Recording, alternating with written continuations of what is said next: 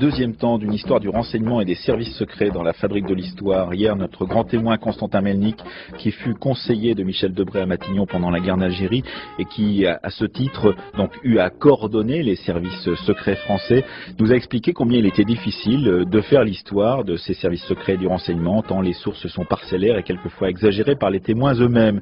Demain, notre émission du mercredi, émission donc fondée sur les archives, diffusera des archives orales enregistrées à la fin des années 90 par le service historique de la Défense sur les services secrets pendant la Seconde Guerre mondiale. Jeudi, le débat portera sur la difficulté donc pour l'historien de travailler sur ce type de sujet. Et aujourd'hui, le documentaire d'une heure, celui de Jean-Louis Riwal et de Véronique Lamandour, portera sur une opération réussie, pourrait-on dire, pendant la guerre d'Algérie, la bleuite. La bleuite, c'était une façon d'intoxiquer par les services français, d'intoxiquer les wilayas, et en particulier la wilaya 3 en Kabylie, celle du fameux colonel Amirouche, en faisant croire qu'il y avait dans ces wilayas des agents doubles qui travaillaient pour la France, et donc de provoquer ainsi l'élimination de ces militants autonomistes et indépendantistes, donc algériens. C'est l'histoire qui est racontée dans ce documentaire, donc par des témoins eux-mêmes, La Bleuite ou l'art de la guerre, un documentaire de Jean-Louis Riwal et de Véronique Lamandour.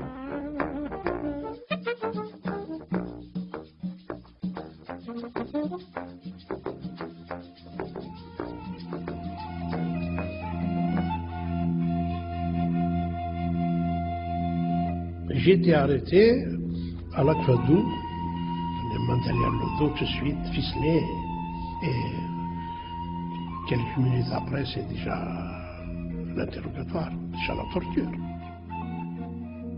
Il aurait pu arriver, il me serait arrivé à moi, d'être soupçonné, peut-être d'être tué, mais moi, c'est pas mes camarades du maquis qui sont responsables. La bleuite ou l'art de la guerre. La bleuite, bon, c'est l'armée française pour faire de l'intox contre la révolution, etc.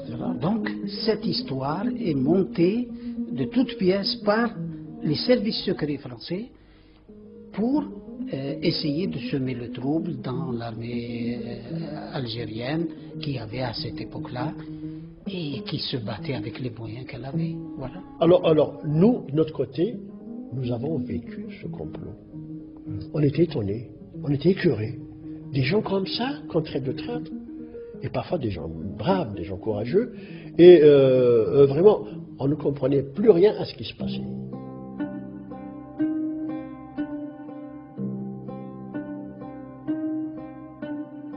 La guerre d'Algérie a été une guerre totale, où l'exploitation du renseignement a été prépondérante pour recueillir des informations sur l'ennemi, mais aussi pour le déstabiliser, souvent à la marge, à la limite des règles conventionnelles admises dans les états-majors militaires.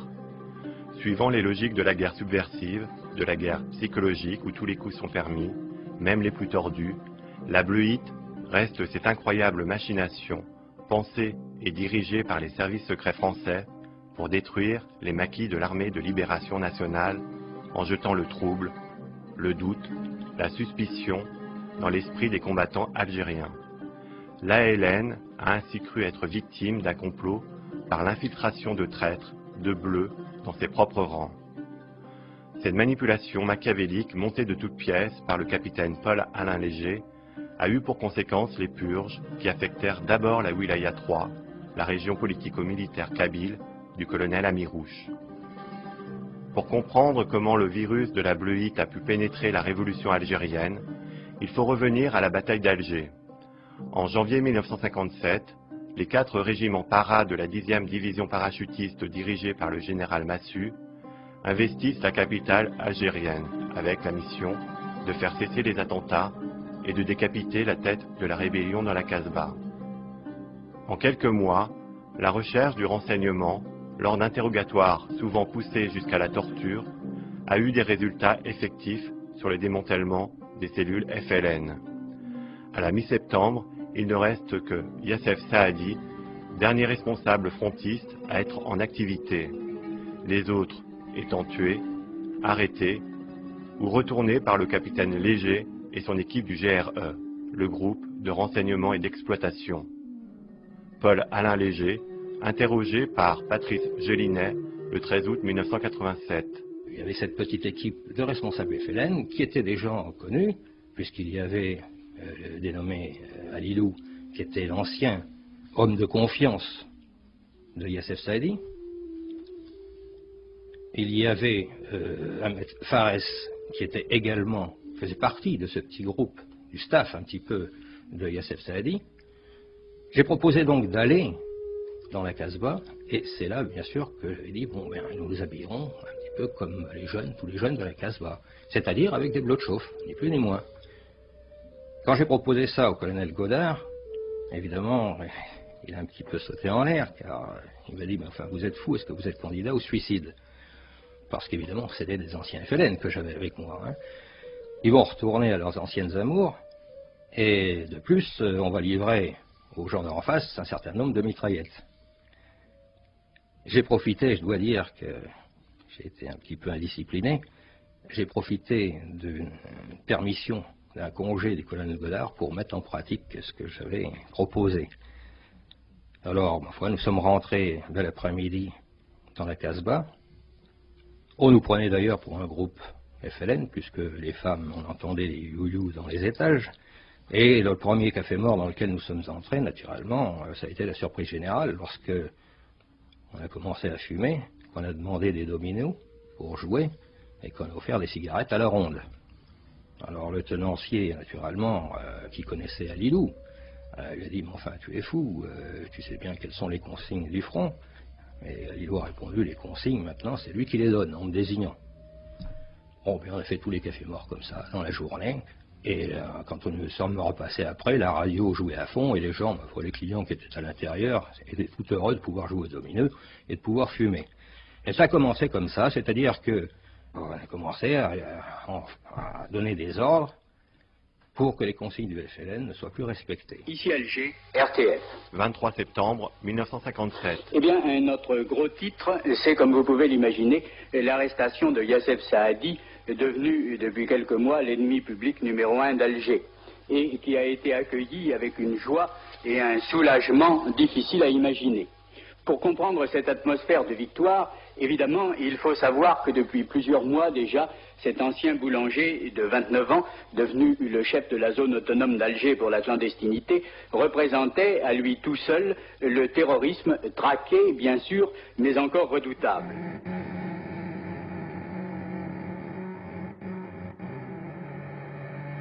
En fait, ce qui s'est passé, c'est que à partir d'octobre 1957, la zone autonome d'Alger, donc c'est tout ce qui avait été créé par Saadi et ses comparses, donc au sein de la zone autonome d'Alger, a été à peu près totalement démantelé. Paul Villatou. Donc on a reconstitué tout l'organigramme, etc. Mais l'idée de Léger, c'est de faire en sorte que cette zone soit toujours active. Donc son idée presque de génie, du point de vue du renseignement, même si on peut contester les méthodes elles-mêmes, ça a été donc de reconstituer cette zone autonome d'Alger à son profit, et ensuite de mettre en relation donc un certain nombre de personnes qu'il avait ralliées, mais qui étaient censées être à la tête ou faire partie de cette nouvelle structure, de les mettre en contact avec les hommes d'Amirouche, avec Amirouche lui-même, et pour en fait, faire en sorte que cette fiction d'une zone donc toujours active au sein d'Alger soit toujours réelle. Et le groupe qui a commencé ça, évidemment, comme vous le savez, c'est Léger, le capitaine Léger, et avec son patron, le colonel Godard, et ce groupe, plutôt cette organisation s'appelait le groupe de renseignement et d'exploitation, le GRE. Rémi Madoui, combattant de l'ALN dans la Wilaya 4. C'était vraiment initialement, et ça a débuté pendant la bataille d'Alger, et c'est de retourner les gens évidemment pour en quelque sorte réencadrer l'organisation d'Alger. Et d'ailleurs la plupart de ces gens-là même étaient encore en contact avec le maquis, puisque le maquis, si vous voulez, soit la Wilaya 3, la Wilaya 4 qui étaient autour d'Alger, ne savaient pas que ces gens-là étaient déjà retournés. Et c'est ce qui a permis d'ailleurs de contrôler la ville d'Alger. Depuis la bataille d'Alger, il n'y a eu absolument aucune action, ou même toutes les actions qui ont eu lieu, c'était sous le contrôle du capitaine Léger. Chaque fois qu'un agent du FLN essayait de s'introduire dans la Casbah, on le repérait. Du même coup, on avertissait Léger, et Léger pouvait le retourner. Donc ça lui a permis de recruter plus facilement ses agents. Paul Villatou. Et il s'est aperçu que, en fait, ce qu'il avait créé, la structure qu'il avait créée, était parfaitement adaptée à l'action, c'est-à-dire à toutes les actions de manipulation, beaucoup plus qu'au renseignement ou à la protection. Donc il s'est orienté spécifiquement sur l'action, et c'est vrai que c'est à partir de la seconde phase de la bataille d'Alger que ça va prendre une ampleur toute particulière avec ce qu'on a appelé les bleus de chauffe. Alors, si vous voulez, je pourrais vous prendre cet exemple que Paul Alain Léger a développé devant moi et qu'il n'avait jamais évoqué par ailleurs. Jean-Charles Geoffrey. Il reçoit un jour, à la fin de la bataille d'Alger, il ne m'a pas indiqué quand, certainement fin octobre, quelqu'un qui n'a pas été pris dans Alger même, mais dans ce qu'on appelle le Grand Alger, certainement le limite de la Mitidja. Et il se rend compte qu'il a affaire, ce personnage n'a pas été torturé, a certainement un cadre de la Wilaya 3. Il ne sait pas qui il est, il n'a pas encore constitué d'organigramme sûr de cette Wilaya 3, mais il pense tenir un gros poisson. Alors que fait Léger? Eh bien, c'est l'intelligence à l'état pur. Au lieu de le menacer, il le considère comme son égal. Il établit une sorte de lien de confiance, mais il se rend compte, car c'est un fin psychologue, et c'est le propre d'un officier de renseignement digne de ce nom, que ce cadre de l'armée de libération nationale, même par les méthodes les plus fortes, on n'en obtiendra strictement rien. Alors on va arriver au stade ultime de ce qu'est une intoxication. Léger le garde 15 jours, fait en sorte qu'il soit particulièrement bien nourri, à la limite presque choyé. Il veille à son confort, puis au bout du 15e jour, il lui dit, bien écoute, maintenant, je ne peux plus rien faire pour toi, tu n'as rien voulu me dire, je respecte ton engagement de combattant, écoute, je te remets aux mains des autorités. Il prononce le mot terrible de la prison de Barberousse, où vous avez lieu, vous le savez, les exécutions capitales et d'autres choses, dans le sens de mauvais traitement. Et là, se produit cette mise en scène où c'est pas très loin entre la basse Casbah et la prison de Barberousse, qui est en haute Casbah. On lui fait faire tout un tour dans Alger un jour, vers midi, dans une 203, avec un gendarme à l'avant qui somnole. Il se rend compte que les menottes lui ont été mises, certes, mais que la porte arrière droite de cette 203, où également il y a un inspecteur de police qui manifestement se cure les ongles, il peut s'échapper. Et puis c'est ce qui se passe, il ouvre la porte, se précipite dans la foule, l'inspecteur sort, essaye de l'arrêter, tire un coup de pistolet en l'air, et le bonhomme se fond dans la foule. Alors qu'est-ce qui se passe la suite est assez facile à imaginer. Il est réceptionné par son propre réseau, tout heureux de le retrouver vivant, puis il demande immédiatement à reprendre le combat, et il part, je ne sais plus dans quelle zone de la Wilaya 3, retrouver ses anciens camarades. Et là, il tombe sur un des seconds d'Amirouche, l'homme qui avait inventé ce supplice terrible qu'on appelle l'hélicoptère, je crois du prénom de Hossein, qui a des doutes sur la détention de son camarade. Il lui pose la question fatidique, mais tu n'as pas été torturé? Et il constate qu'effectivement, il a pris quelques kilos. Ah ben, la suite est facile à imaginer. Notre cadre a subi le dernier des supplices, il est exécuté. Le résultat, c'est qu'ensuite ses compagnons veulent se venger. Il y a à l'intérieur un règlement de compte qui vire à une purge pour tous ceux qui ont tourné autour de ce personnage, aussi bien à Alger que dans la DLA 3. C'est le mécanisme des purges tel que les a amorcés Léger, bien qu'il ne se soit pas du tout sali les mains.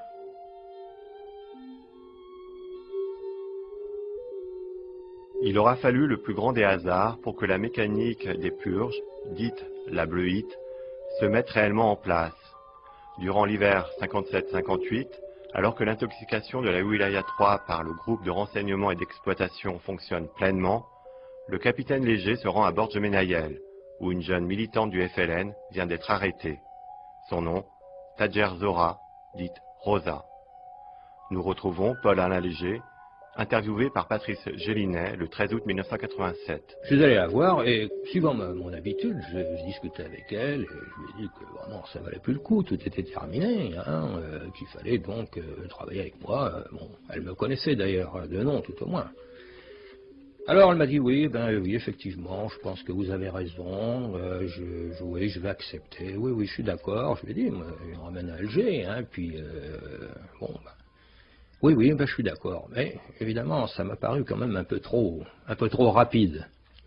Alors, j'ai mon adjoint, là, Zerouk, qui l'a un petit peu interviewé, et il m'a dit également, il était de mon avis, il m'a dit, moi j'ai l'impression que tout ce qu'elle demande, c'est de revenir à Alger pour repartir aussi vite que possible. Alors nous l'avons ramené à Alger, mais avant de repartir, elle était dans ma voiture à côté de moi, et nous avons fait tout le marché de Borj-Menaïel. Et là, je savais très bien que la wilaya, dans les 24 heures qui suivraient, serait au courant, et on saurait que la dame Tadjer Zora était à côté de moi, dans ma voiture. Je l'ai ramenée sur Alger, donc, j'ai discuté un petit peu avec elle, et là, alors pour faire semblant de la convaincre, parce que j'étais absolument persuadé que là, par contre, il n'y avait rien à faire, je lui ai montré toutes les lettres que j'avais reçues de la wilaya. Et je lui ai lu des passages imaginaires. Mais par contre, ce que je lui ai montré, ce sont les signatures, avec les tampons. À ce moment-là, le téléphone a sonné, le téléphone n'était pas sur mon bureau, il se trouvait un petit peu dans un couloir, et il y avait une porte, là, et par l'interstice de la porte, j'ai parfaitement vu la fille qui se levait, et qui regardait encore les signatures, hein, et bon, je suis revenu. Et là, je lui ai dit, alors tu vois les signatures, oui, bien d'accord, oui, mais je marche, je travaille avec vous, etc. Je lui ai dit, tu vas retourner chez toi, c'est ta mère, hein, et puis, ma foi, pour l'instant, je te demande rien, mais de temps en temps, tu me téléphones. Elle est partie, elle m'a téléphoné une fois. Et puis, 8 ou 10 jours après, n'ayant plus de nouvelles, j'ai envoyé donc des gens voir chez elle, et sa mère, elle nous a dit qu'elle était partie. Moi, je savais bien où elle était partie. On a eu les nouvelles quelque temps après, lorsqu'on a appris qu'elle était remontée au maquis, et que là, elle était tombée sur le fameux capitaine Mayous, dit Yassen la torture, qui évidemment l'avait accusée d'être une espionne. Elle s'est défendue comme un beau diable, une diablesse plus exactement, et il lui a dit, écoute, tu m'accuses d'être une espionne, mais alors des espions, autour de toi, il y en a en pagaille. Parce que moi, je sais. Et elle s'est mise à raconter, évidemment, tout ce qui s'était passé dans mon bureau. Alors là, Mayous, qui n'était pas très intelligent, a voulu en savoir beaucoup plus. Et pour en savoir plus, il n'y avait qu'une seule chose, il fallait la passer à l'hélicoptère. L'hélicoptère, c'est une torture tout à fait particulière. C'est-à-dire que la pauvre fille a été mise complètement nue, les mains et les chevilles entravées dans le dos, suspendue au-dessus d'un brasereau, et on la détournait au-dessus du brasereau, on la descendait petit à petit, on la faisait tourner naturellement sous la douleur. Elle a raconté, j'ai son compte-rendu d'interrogatoire, elle a raconté toutes sortes d'histoires, elle a raconté qu'effectivement elle avait été envoyée par le capitaine Léger, elle devait aller ensuite en Tunisie, où elle devait rencontrer un tel, elle a donné des mots de passe tout à fait farfelus, des mots de reconnaissance invraisemblables. Et malheureusement, elle a été égorgée après. Mais avant, naturellement, elle avait donné les noms, non seulement des gens dont elle avait eu les signatures sur les lettres, mais elle a même donné des noms de gens de sa famille qui habitaient en Kabylie. Bon, ces gens-là ont été arrêtés. On les a torturés. Ils ont parlé. Par le FLN. Ils ont parlé, bien sûr. Ils ont dit n'importe quoi. Ils ont dénoncé des gens qui n'étaient strictement pour rien, mais en général des cadres supérieurs, des gens... Et là, ça a commencé comme ça. Front et armée de libération nationale. Aux armées le 3 août 1958. Le colonel Amirouche, chef de la wilaya 3, au colonel chef de la wilaya 6.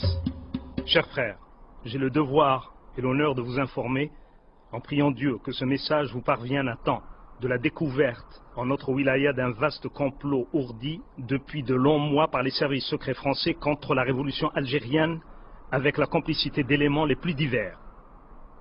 Ce complot, d'après les renseignements en notre possession, s'étendrait à toutes les wilayas d'Algérie. Il aurait même des ramifications dans nos bases de Tunisie et du Maroc. Le réseau tissé dans notre wilaya vient d'être pratiquement mis hors d'état de nuire après une enquête d'autant plus ardue que ces chefs dans le maquis étaient des hommes en apparence au-dessus de tout soupçon. Alors la wilaya 3, c'est la partie du territoire algérien qui est située pratiquement au centre et qui occupe les montagnes de Kabylie. Elle va de Borj-Menaïel, à peu près, jusqu'à Borj-Borarij. Voilà. à l'est. Et donc de la Méditerranée, des rivages de la Méditerranée jusqu'à Bouira, et plus au sud jusqu'à Msila. Voilà. Salam Ekacher, secrétaire d'Amirouche au PC de la Wilaya 3. En ce qui concerne le colonel Amirouche, à l'époque, déjà en 56-57, il n'était que commandant. En 56, c'était la grève. Le FLN, c'est Abban Ramadan et Ben Mehidi, les deux grands leaders du FLN, qui ont appelé à la grève des études, des examens, de la scolarité. Et on a fait la grève, le 16 mai, je crois, ou le 19 mai 56. Et ici, bon, j'ai trouvé mes copains, mes amis étaient engagés, d'autres structurés déjà dans l'organisation du FLN. Je pouvais pas, je devais m'intégrer. Je suis entré donc dans une cellule du FLN. Au début, c'était uniquement pour collecter de l'argent, pour donner des renseignements. C'était pas. Tout d'abord, il fallait donner des gages. Il fallait donner des gages. Ah oui, il fallait donner des gages. Il fallait montrer un peu aux dirigeants qui étaient sur place que vous êtes vraiment acquis à l'idée d'indépendance, mais aussi au sacrifice. En principe, avant de monter au maquis, il fallait d'abord commettre un attentat. Tuer un traître ou un soldat pour couper les ponts derrière soi et être recherché. Comme ça, il n'y aura plus d'équivoque. Celui qui monte au maquis, il n'a plus à l'orienter, donc il doit assumer ses responsabilités. Judy Atoumi, secrétaire d'Amirouche. Donc, mais le fait le plus important, c'est que quand j'ai présenté mes adieux à la famille, et puis mon grand-père qui vient derrière moi, dehors, il m'appelle, il me dit, Judy, tu veux monter au maquis? Je me dis, oui, mon grand-père, je veux monter au maquis. Alors il me dit, il faut pas te faire prendre. Meurs en homme. Voilà. Il ne faut pas que tu sois la risée du village, de la tribu, de la famille. Il ne faut pas que tu sois traîné comme un animal au bout d'une corde dans le village.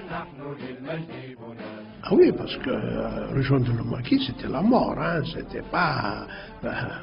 Personne ne croyait survivre à la guerre. Parce que bien que les nouvelles étaient filtrées, on n'avait pas beaucoup de nouvelles de nos camarades qui étaient déjà maquisards. Mais malgré tout, on savait que la mort était au bout du chemin. Qu'on pouvait servir en donnant le meilleur de soi, c'est-à-dire sa vie. Et vous aviez peur, Salam Ekacher, dans ces conditions? Ah oui, au début. Au début, on a peur. Puis après, la peur, c'est fini. Parce qu'on voit partir ses meilleurs camarades, ses compagnons. Et puis, on n'a plus d'attache. Oui. C'est uniquement, à ce moment-là, donner des coups. Je sais que je vais en recevoir, puis je donne, et puis c'est tout. Voilà. C'est presque des automates. Et quel est l'esprit entre les maquisards? Ah, alors l'esprit. Au début c'était des frères. Un esprit de sacrifice qui les liait et qui fait que constituait presque un seul organisme. Ah oui, il y avait un respect de la hiérarchie déjà. Ah oui, l'ALN, c'est déjà. On voyait la silhouette se dessiner de l'ALN, parce que l'ALN a été constituée uniquement en 1956, hein, après le congrès de la Souma.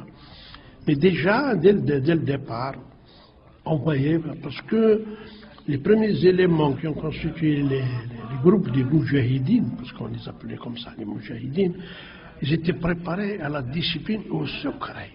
Et c'est cette habitude-là. C'est cette expérience-là qui s'est reproduite les premières années de la guerre avec les Moujahidines.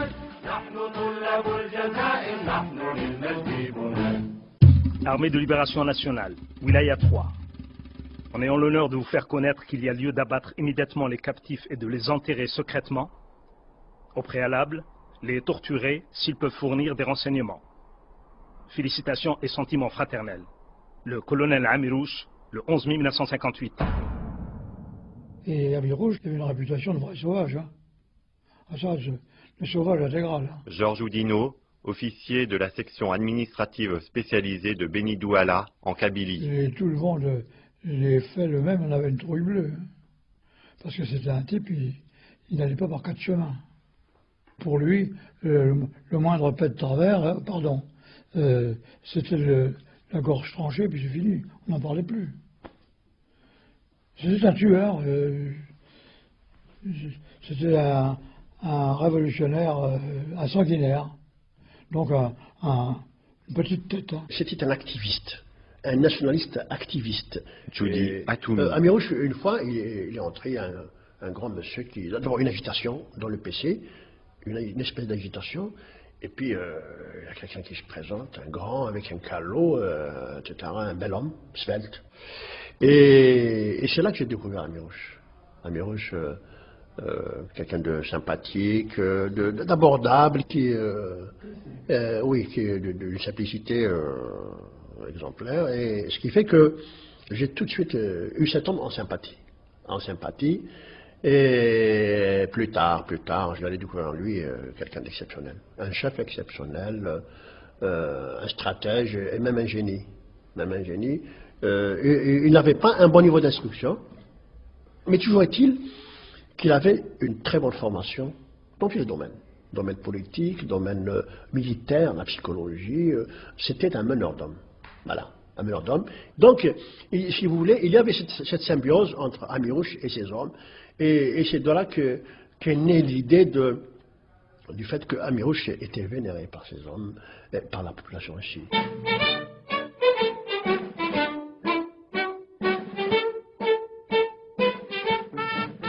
En ce qui concerne le colonel Amirouche, il a donné le meilleur de lui-même en tant que guerrier.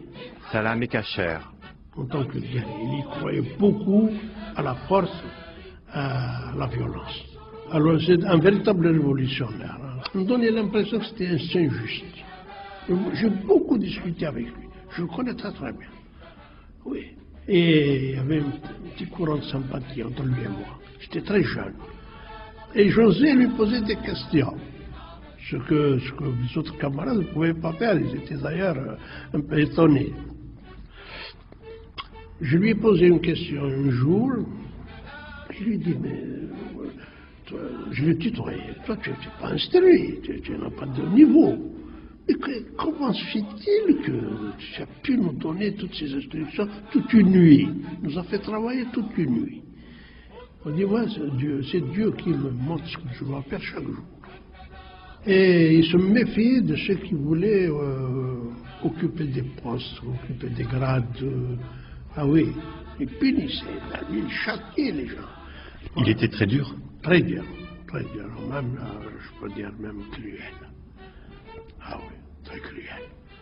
C'est-à-dire qu'il ne pardonnait pas les fautes qui pouvaient porter ombrage à la Révolution, à la Hélène, au FLN, à la guerre qui se poursuivait. Oui, il fallait vraiment être sincère avec son engagement pour ne pas se permettre des fautes. Il me disait lui-même, à la Kfaldou, mais Salah, moi mon prénom c'est Salah. Il me dit, Salah, nous sommes là pour mourir.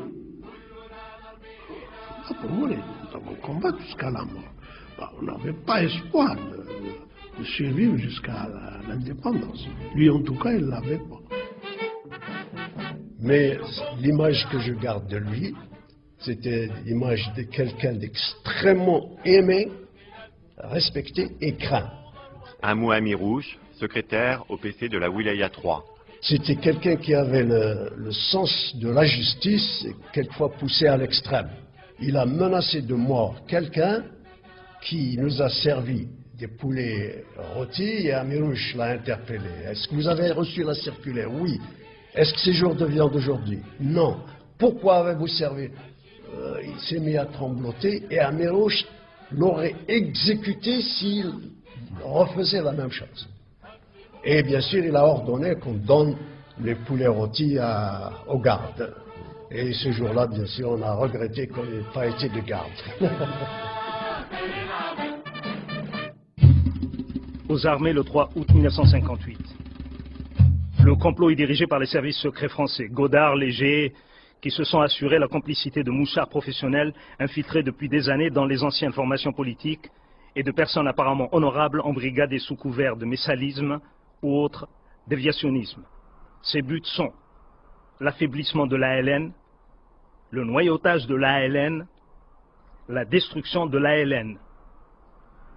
Tous les éléments ci-dessus étaient généralement chargés de mission avant d'entrer au maquis.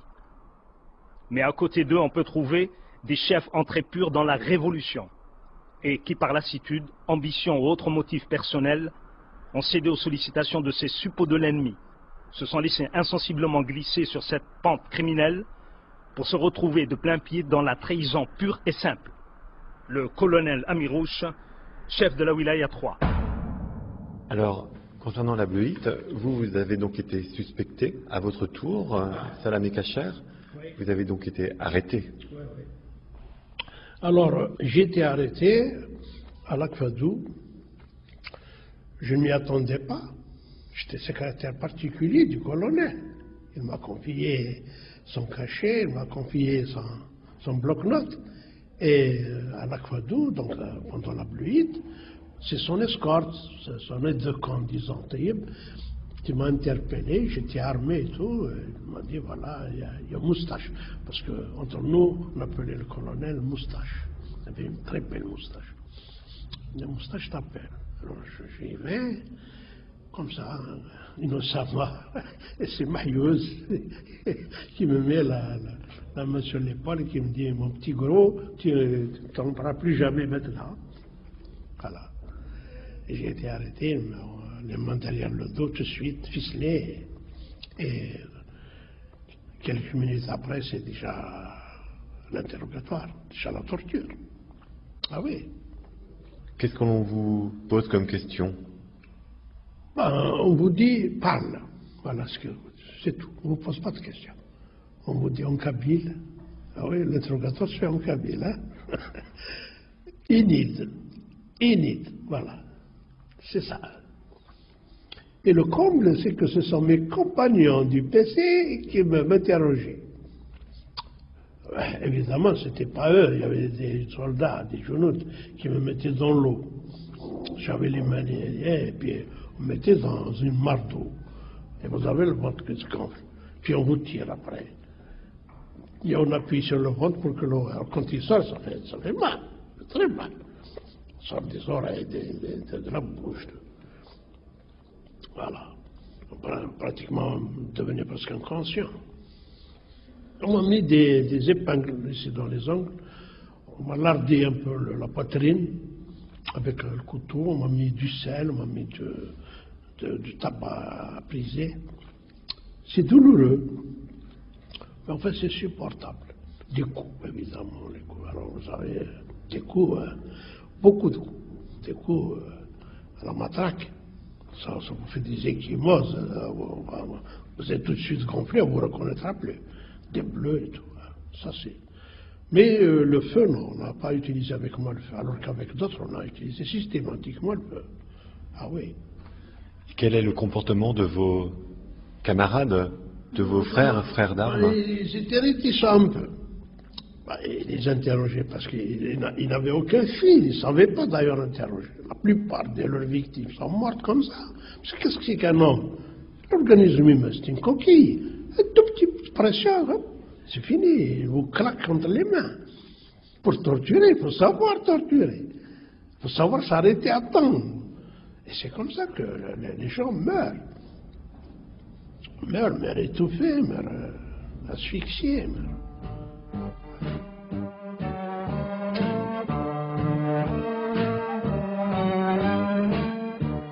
Alors, nous, de notre côté, nous avons vécu ce complot. Nous voyons des convois de 5, 6, 10 combattants enchaînés. On connaissait beaucoup parmi eux. On était étonnés, on était écœurés. Des gens comme ça, qu'on traite de traîtres, et parfois des gens braves, des gens courageux, et vraiment, on ne comprenait plus rien à ce qui se passait. Et chacun de nous attendait son tour. Mais d'une façon stoïque. On n'a pas perdu la tête. Judy Atoumi. Sachant que il y avait un élément aggravant dans la situation, c'est la hargne du commandant Mahyouz, Hassan Mahyouz. Hassan Mahyouz qu'on appelait, qu'on surnommait Eichmann à l'époque. Eichmann. Alors lui, avec des yeux grands ouverts, il entrait, pénétrait dans un refuge, et regardait les genoux dans les yeux pour déceler un quelconque signe de trahison. Et à l'époque, le son droit nous désigne. Mais il y avait quand même le contrepas d'Amirouche, parce que Mahyouz ne reconnaissait que l'autorité d'Amirouche. Il ne reconnaissait personne d'autre. Il ne reconnaissait que l'autorité d'Amirouche, mais il y avait quand même Amirouche qui a libéré plusieurs bleus. Bon, c'est vrai, à la fin, il a constitué un tribunal, les étudiants ont été jugés, etc. Mais il s'est rendu compte que quelque part, il y avait une erreur. Et il a fait une lettre au GPRA, à Tunis, pour leur dire d'envoyer une commission d'enquête neutre, en dehors d'Aoulia 3, pour enquêter sur le complot des Bleus. Donc là, il sentait qu'il était dans l'erreur. En ce qui concerne le colonel Amirouche, je lui ai dit, quand j'ai vu comme ça des prisonniers, je lui ai dit, mais tu t'es pas trompé? Oui, je lui ai dit, tu t'es pas trompé, il me dit, si, on va se tromper. Mais tu vois dans quelles conditions on travaille? Regarde, on va avoir 10% d'erreurs. Eh bien, ceux qu'on va tuer, nous, ce sont des chouhadas, ce sont des martyrs. Comme ceux qui sont morts, qui vont mourir sous les balles de l'ennemi. Et ceux-là vont mourir de nos mains. Mais ils sont sincères, ils sont innocents, ils sont des chouhadas. Il n'y a pas meilleur statut. Le martyr. Le martyr, c'est ça, le martyr. 90%, il pensait il était dans le vrai. Il m'a dit, mais il faut arrêter la gangrène. Et pour arrêter la gangrène, il faut toucher la chair saine. Voilà, exactement. Et ça, c'est lui qui me l'a dit directement. Hein. Voilà, j'étais à côté de lui pendant ce court séjour-là à la Croix. D'abord, Amirouche, il a réuni, si vous vous souvenez, le 20 août 58, il a réuni tous les officiers d'Aoulia 3 dans la Croix-d'Eau. J'étais présent, il leur a dit, messieurs, il y a un complot qui est monté contre l'Aoulia 3. La révolution est en danger. Prenez vos responsabilités. Je ne veux pas que demain, je sois traité de criminel devant l'histoire. Textuellement. Judy Atoumi. Et puis, tout de suite après, il y a eu des mesures. Alors, création des comités de lutte contre la torture, en l'occurrence Hassan Mahyouz, le Cheikh Mémé, Rachid Ajal, un comité de 3, chargé d'enquêter, d'interroger, entre guillemets, plus qu'interroger, torturer. C'était ça, interroger. Oui, non.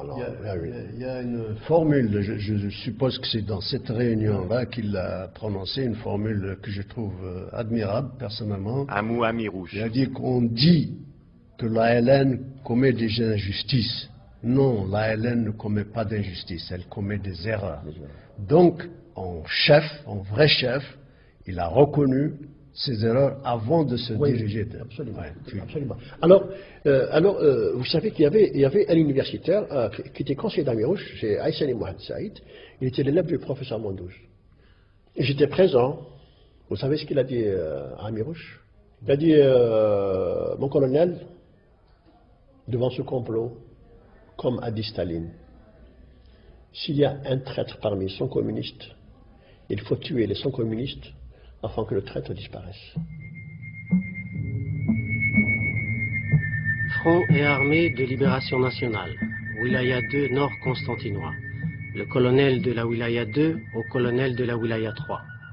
Chers frères, nous avons étudié avec soin la lettre en date du 3 août courant et où vous nous apprenez la découverte d'un vaste complot ourdi contre la Wilaya 3. Nous tenons à vous féliciter pour la mise hors d'état de nuire de ce complot. Après étude de votre message et à la lumière de ce texte, nous voulons avoir de plus amples informations sur cette importante affaire.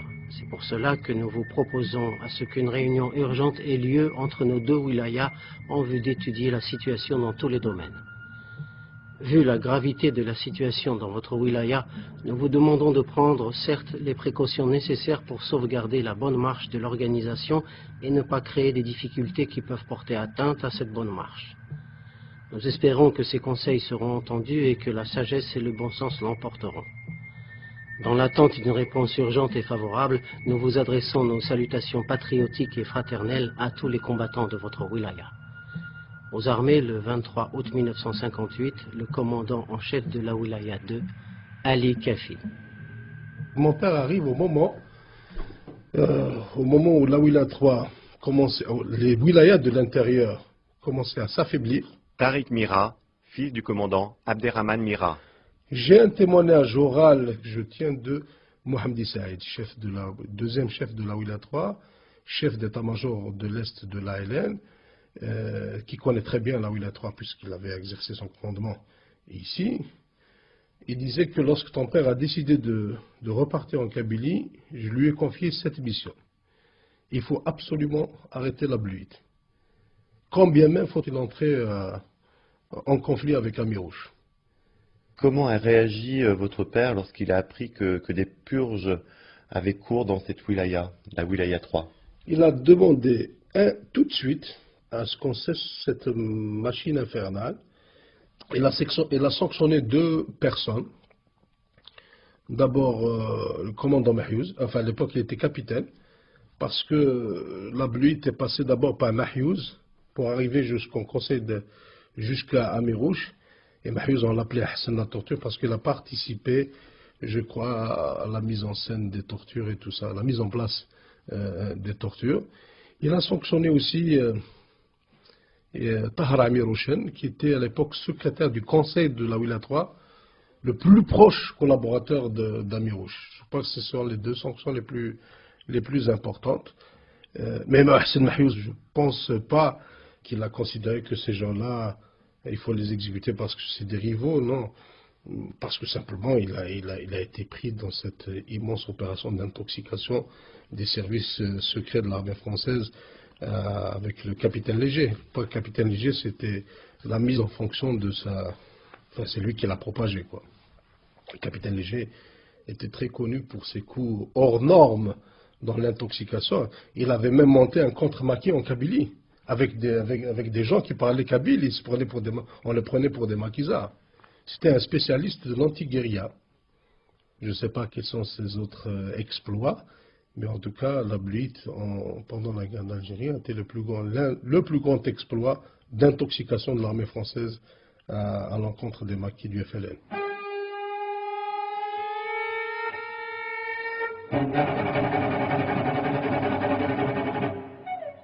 Léger, c'est quand même... Enfin, je ne sais pas si vous l'avez déjà vu en vidéo, ou c'est un type très étrange, quoi. On n'en rencontre pas quand même des dizaines comme ça. Il avait un ton déjà de voix qui était très particulier, il était sec, et on sentait... Paul Villatou. Enfin, on sentait l'homme du renseignement, c'est-à-dire quelqu'un qui se livre pas comme ça facilement, en même temps qu'il y a un esprit... presque compliqué, c'est-à-dire que dans la mise en œuvre de ce qu'ils font, c'est d'une simplicité extraordinaire, mais en même temps, il y a un côté très complexe en eux. Ce sont des gens qui sont aussi d'une froideur et qui ont un esprit, je dirais, de mathématicien et de joueur d'échecs. C'est-à-dire qu'ils avancent des pions, ils n'ont aucun... Souvent, ce que je vais dire peut paraître terrible, mais ils sacrifient des pions parce qu'il faut... protéger le roi, sauver le roi. Hein. Et donc, pour eux, c'est une magistrale partie d'échecs. Marie-Catherine Villatou. Souvent, on a l'impression d'avoir affaire à des gens qui sont des maîtres, c'est-à-dire dans le sens de maître d'un jeu d'échecs. Pour eux, c'est un jeu. Et c'est vrai que c'est aussi ce côté un peu souvent là du renseignement, mais du renseignement au sens de manipulation. Je vais dire presque... insidieux, plus tordu, c'est le terme, hein, parce que l'objectif, c'est d'amener, l'objectif de Léger, c'est d'amener les wilayas et les katibas à s'entretuer entre elles. Parce que c'était ça son objectif. C'est en fait faire le travail par les Algériens eux-mêmes entre eux. En février 1959, les opérations militaires prennent une tournure réellement offensive. Le plan Chal a pour objectif de reprendre le terrain au FLN dans l'ensemble des wilayas, en ratissant l'Algérie d'ouest en est.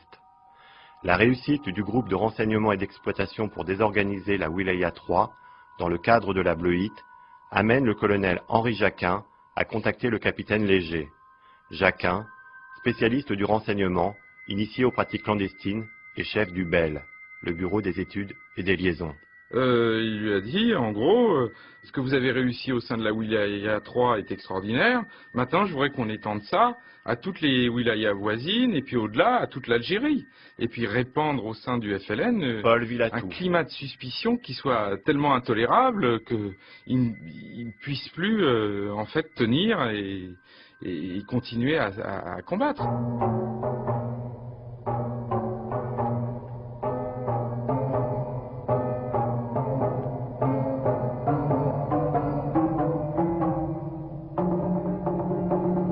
Le 24 juillet 1959. Voici Paris vous parle, présenté par Joseph Pasteur. C'est l'Algérie qui fournit ce soir le titre de ce journal. Depuis 48 heures, en effet, vous le savez, une offensive de vaste envergure est engagée contre les rebelles du bastion de Kabylie. D'Alger même, nous recevons des dernières informations sur cette opération.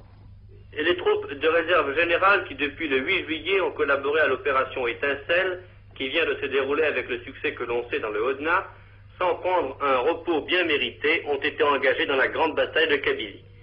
Il y a 2 jours, c'est-à-dire mercredi, un régiment de parachutistes a été largué sur le massif de Lac Fadou. Sautant à 1600 mètres d'altitude, les hommes aux treillis camouflés traquent les rebelles de la Wilaya 3, dont les effectifs s'élèvent à quelques 5000 combattants en armes. Lac Fadou, cela a été pendant longtemps le repère inviolé de feu à Mirouche. Lac Fadou, cela a été il y a peu de temps le théâtre de purges horribles et de nombreux charniers y ont été découverts. Lac Fadou, le donjon kabyle, va être passé au peigne fin, rocher par rocher et bosquet après bosquet. Ici Alger, à vous Paris. Léger a été absolument un génie du mal si on veut, mais enfin un génie, c'était quelque chose d'incroyable. Alors, donc, ça crée un syndrome aigu de la paranoïa politico-militaire qui absolument, non seulement a gagné, mais qui s'étend en cercle, je dirais même concentrique à toute la wilaya, évidemment, et puis ça fait démarrer un nettoyage pratiquement style Khmer rouge. Comment expliquez-vous, Rémi Madoui, que vous avez été arrêté en mars 1960 après que les purges aient cessé en Wilaya 3 et que l'on ait attesté qu'il s'agissait d'une vaste entreprise d'intoxication de la part des services secrets français? Oui, évidemment, l'avantage, ça s'est arrêté en Wilaya 3, c'est parce que Amirouche avait été tué et Mohamed El Hadj a pris la relève et puis il a compris que c'était une manipulation. Malheureusement, en Wilaya 4, ça a continué parce que il y avait, si vous voulez, un Amirouche qui était présent et qui a non seulement continué à le faire, croyant, je suppose, qu'il protégeait la révolution, puisque c'est la raison que ces gens la donnent, et en même temps, il était aussi sanguinaire et aussi fanatique qu'Amirouche l'était. C'est la raison pour laquelle ça a continué. Alors, non seulement pour éliminer, soi-disant, les traîtres, mais aussi il y a toujours des petits comptes à régler et qui avaient été réglés pendant cette période.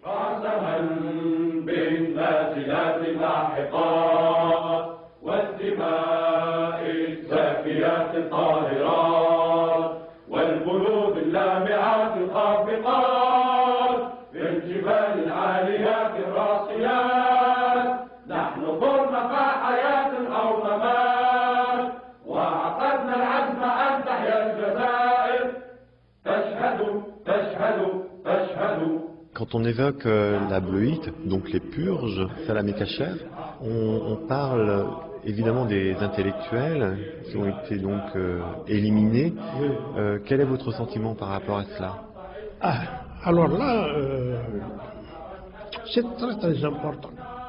Quand ils ont rejoint les étudiants, à ce moment-là, c'était dans la Wilaya 3, c'était le colonel Samerouche, il les a reçus les bras ouverts et les a installés dans des postes de commandement, des postes décisionnels, des postes de responsabilité, qui ont fait que la wilaya a eu un nouveau visage.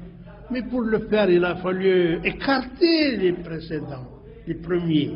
Et ça, quand ils ont été écartés de la responsabilité, ils n'ont pas accepté, ils sont rechignés. Mais ils ont obéi parce que c'est la loi de l'armée.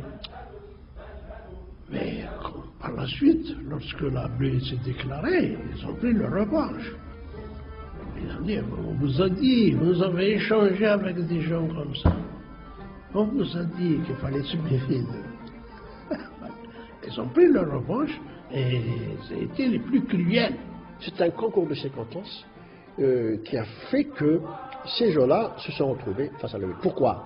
Parce qu'à l'époque, tous ceux qui venaient d'Alger étaient suspectés, à passer automatiquement par la torture. Judy Atoumi. Tous ceux qui venaient d'Alger étaient arrêtés et interrogés. Mais je peux vous dire que parmi tous les Bleus libérés, aucun ne s'est rallié à l'ennemi. Aucun ne s'est vengé. C'est très important. Pourquoi? Parce qu'ils ont la foi en la révolution. Ils savent qu'il y a une justice. Ils savent qu'ils ont été lavés de tout soupçon. Donc, il n'y a pas un seul qui s'est rallié. C'est très important. Et combien s'est été libéré? Il y a plus de 200, plus de 300 qui ont été libérés. Donc, si vous voulez, c'est un complot qui a été bien préparé, mais qu'est-ce que vous voulez? Amirouche s'est fait avoir d'une façon très simple. Oui, il l'a reconnu. On aborde systématiquement le complot de la Bleuite du point de vue de la responsabilité d'Amirouche. Systématiquement. Or, il faudrait l'envisager, l'aborder aussi du point de vue de l'armée française. Amou Amirouche. Quelle est la responsabilité de l'armée française dans l'exécution de centaines d'étudiants, maquisards, d'authentiques patriotes?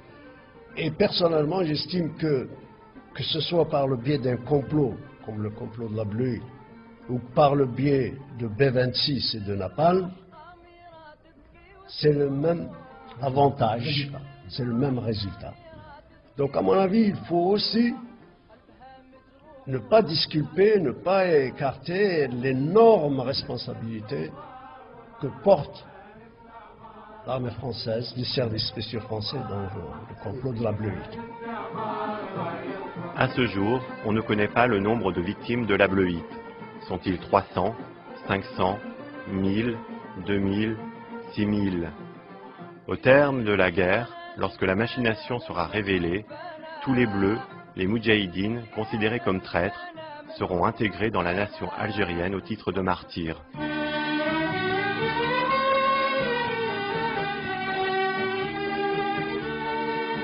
Merci à Amou Amirouche, Judy Atoumi, Lagdar Bouraga, Jean-Charles Geoffrey, Rémi Madoui, Abdelhalim Medjaoui, Salam Ekacher, Tariq Mira, Georges Oudinot et Paul et Marie-Catherine Villatou, historiens au service historique de la Défense.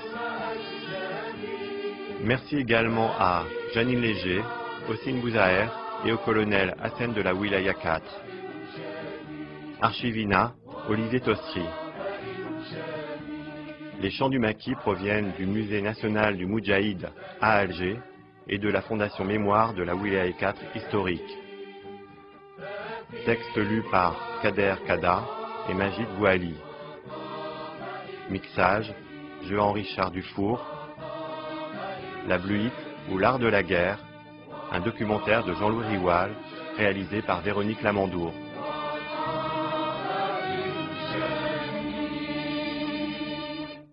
Demain, dans la Fabrique de l'Histoire, nous continuerons cette histoire du renseignement et des services secrets avec la particularité de l'émission du mercredi, c'est-à-dire des archives rares ou inédites. En l'occurrence, les archives que vous pourrez écouter demain ont été préparées par le service historique de la Défense, un travail d'histoire orale mené maintenant depuis plus d'une dizaine d'années au service historique de la Défense, justement, et qui enregistre les témoignages de ceux qui ont participé de près ou de loin à ces services secrets ou de renseignement français. C'est ce que vous pourrez écouter demain dans la Fabrique de l'Histoire, commenté par des historiens. Si vous voulez réagir à cette émission ou à toutes les autres, 01 56 40 25 78, 01 56 40 25 78, pièce 61 23 à la Maison de Radio France, ou encore sur le site internet www.franceculture.com, rubrique les émissions, la Fabrique de l'Histoire.